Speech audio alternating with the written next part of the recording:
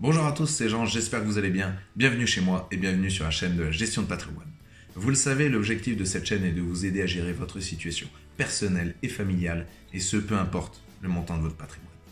Alors aujourd'hui, on est dans la dernière vidéo qui explique, entre guillemets, le dernier régime qui vous permet de louer votre bien d'investissement, et il s'agit de la location de courte durée.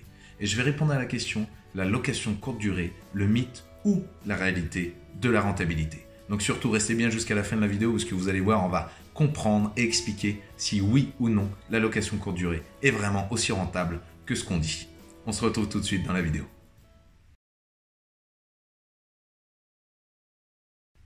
Alors aujourd'hui, on se retrouve pour répondre à la question, la location courte durée, est-ce que c'est vraiment rentable ou pas? Alors avant de répondre à cette question, je vais commencer déjà par expliquer ce qu'est la location meublée de courte durée. Donc la location meublée de courte durée, très simplement, c'est la location qu'on appelle souvent Airbnb par défaut de langage, mais c'est globalement tout ce qui est location de courte durée, location saisonnière. Et souvent, effectivement, on passe par des plateformes du type Airbnb, mais on peut aussi passer par plein d'autres plateformes. Donc globalement, c'est des séjours qui vont de 1 jour à plusieurs semaines. Voilà, c'est souvent ce qu'on appelle la location saisonnière.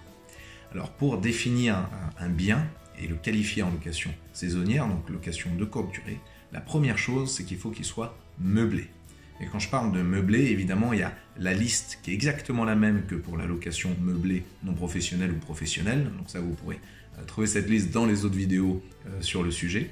Donc il faut que ce soit meublé, mais pour justement qualifier votre appartement, pour que les gens se sentent bien, qu'ils se sentent chez eux, il faut faire toujours un petit plus, puisque vous êtes quasiment un hôtelier, les gens viennent chez vous pour découvrir par exemple une ville, pour se faire plaisir, pour voyager, etc. Donc ce que je vous recommande vraiment, c'est de fournir un petit plus. Donc vous prenez évidemment la liste de ce qu'il faut obligatoirement avoir pour être du meublé, mais vous rajoutez des petites touches très particulières, par exemple du café, du thé. Vous pouvez laisser dans le congèle des petits croissants à faire réchauffer, etc., etc. Essayez vraiment de vous donner un petit plus pour que votre appartement soit, que les gens se sentent comme chez eux dans votre appartement. Donc ça, c'est un petit conseil à part. Donc voilà comment fonctionne la location meublée de courte durée. Il y a un point sur lequel je vais insister tout de suite parce qu'il faut faire très attention.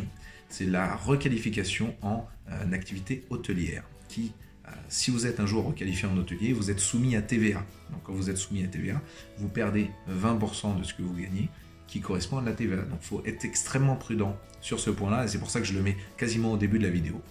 Donc le risque que vous ayez d'être requalifié en activité hôtelière, donc soumis à TVA, correspond à 4 critères que vous devez remplir. Donc si vous en avez 3 sur les 4, vous êtes qualifié en activité hôtelière. Donc le premier, c'est le linge. Donc il faut fournir du linge. Donc ça, en général, vous en fournissez systématiquement. Le deuxième, c'est le ménage. Donc en général, on échappe à ce critère de ménage puisqu'il faut qu'il y ait un ménage régulier. Donc, du moment où vous ne faites le ménage que au moment des sorties et des entrées, vous n'êtes pas normalement dans ce critère-là. Donc attention à ce point-là. Ensuite, c'est un accueil permanent. Donc sur le principe, vous n'avez pas vraiment d'accueil permanent sur place. Mais attention à ce point-là. Et le dernier, c'est le petit déjeuner. Donc faire attention aussi, si vous proposez un service de restauration petit déjeuner, c'est un critère qui rentre dans les 4 critères qui pourraient vous faire qualifier en activité hôtelière.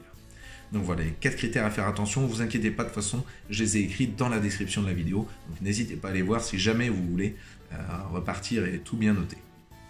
Donc ensuite, quels sont les avantages de la location de courte durée? Eh bien le premier, effectivement, c'est que vous avez un revenu lié à cette activité qui est considérable par rapport à tous les autres moyens de location que vous pouvez avoir. Donc ça, c'est vraiment à prendre en compte. Le revenu est vraiment très important. Et je dirais que c'est, dans la partie avantage, quasiment le seul avantage que je vois, c'est vraiment la partie revenu, donc rémunération. Ensuite, quels sont les inconvénients? Et vous allez voir, la liste pour le coup est un petit peu plus longue sur la partie inconvénients. Donc le premier, c'est le coût d'exploitation. Donc moi je dis souvent que sur la location de courte durée, généralement vous avez entre 50 et 60% de vos revenus qui sont consommés par le coût d'exploitation. Alors dans ces 50-60%, il faut prendre en compte votre conciergerie, il faut prendre en compte les frais de plateforme. Donc typiquement entre Booking, Airbnb ou selon les plateformes, les frais ne sont pas du tout les mêmes, mais vraiment il faut les prendre en compte parce que ça va de 3 à 20% presque sur les frais de plateforme. Ensuite, vous avez tout ce qui est consommable, donc typiquement le thé, le café, le papier toilette, les produits de ménage, etc., etc. Tout ça, c'est aussi à prendre en compte dans vos calculs. Donc faire attention sur la partie coût exploitation. Alors si vous le faites vous-même, pour le coup, il y a une vraie différence entre prendre une conciergerie et tout gérer vous-même. Alors c'est pour ça que je dis souvent que la location de courte durée peut être intéressante si par exemple vous voulez tout de suite générer beaucoup de cash flow sur un bien qui est proche de chez vous, vous avez le temps de vous en occuper, etc., etc. Là, ça peut être vraiment un outil extrêmement puissant. Par contre, si vous n'avez pas le temps de vous en occuper, qu'il est loin et que vous faites tout sous-traiter, là vraiment le coût, les charges d'exploitation sont à calculer très finement pour garder une très bonne rentabilité sur de la location de courte durée. Ensuite, c'est le temps de gestion. Si vous décidez de tout gérer vous-même, vous allez voir que vous allez avoir des rotations qui sont un peu importantes sur la gestion. Vous pouvez avoir une personne qui vient toutes les nuits. Donc vraiment, ça demande, à chaque fois, il faut les accueillir, il faut faire le ménage. Même pour les accueillir, il faut gérer, donc il faut échanger avec eux pour savoir à quelle heure ils arrivent, etc., etc., etc. Donc là, vraiment, ça prend du temps. Il faut le prendre en compte. Alors, il y a certaines personnes, je le sais, qui augmentent les minimums de nuitées, qui vous permet d'avoir un petit peu moins de gestion. Donc, vous pouvez mettre 3, 4, 5 nuitées minimum. Comme ça, vous réduisez le temps de gestion nécessaire. Voilà. Donc, ça peut être un outil pour optimiser le temps de gestion. Ensuite, le dernier, c'est la partie dégradation. Alors, sans parler de dégradation volontaire, bien sûr, mais évidemment, étant donné que vous avez une circulation très importante de personnes et qui sont là pour de la courte durée, c'est pas quelqu'un qui est là pour rester, il fait un petit peu moins attention à l'appartement, aux biens meubles que vous avez.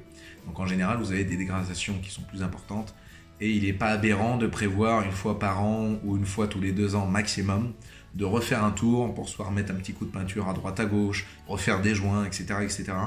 Donc il faut prendre en compte cette dégradation qui est supérieure à l'ensemble des autres systèmes de location sur lesquels les gens abîment moins les biens. Donc voilà, donc ça c'est un peu les 3 inconvénients que j'y vois. Ensuite, il y a des choses sur lesquelles il faut faire attention, il faut prendre en compte, notamment le règlement de la taxe d'habitation. Le règlement de la taxe d'habitation, vous êtes considéré comme habitant le bien, parce que en général, il suffit que vous utilisiez le bien personnellement une fois ou 2 et vous êtes considéré comme habitant le bien. Donc faites attention si vous faites de la location meublée de courte durée, surtout faites attention à ne pas habiter le bien pour éviter d'avoir à régler cette taxe d'habitation. Et le petit point sur lequel il faut être aussi extrêmement prudent, c'est vos revenus, et ça c'est une loi qui est passée il n'y a pas longtemps. Si vous avez des revenus qui sont supérieurs à 23 000 € liés à cette activité-là, vous devez payer la sécurité sociale des indépendants. Donc ça, c'est vraiment un point sur lequel il faut être très prudent. Au-delà de 23 000 € de revenus dans cette catégorie de revenus, donc la location meublée de courte durée, vous avez à payer la sécurité sociale des indépendants. Donc vraiment faire attention à ce point-là.